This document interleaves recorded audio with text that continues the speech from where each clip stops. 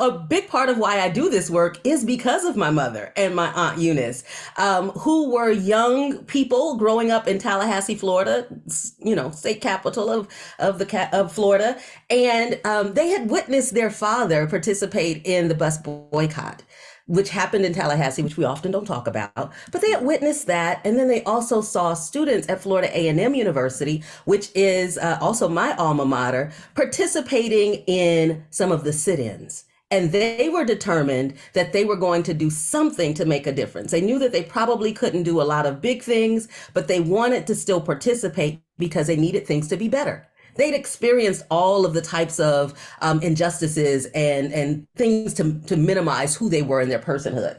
And so they decided that they were going to go and sit in at one of the 5 and 10 stores in downtown Tallahassee. However, my grandmother was very strict and did not want them participating at all. And so they had multiple fears going on as they are making their way to the lunch counter to sit down. They were surely afraid of white retaliation. I mean, that was what most people would have been afraid of. But they were more afraid that a neighbor would see them sitting there and go back and tell my grandmother, Annie Lee, and that they would really catch it when they got home. But they did it anyway. And Yeah. that was always the thing that got me because I knew my grandmother, right? She didn't play. Uh, and so they went anyway because they knew that this was about something bigger than whatever type of reprisal they might have gotten from the white folks or at home if my grandmother found out.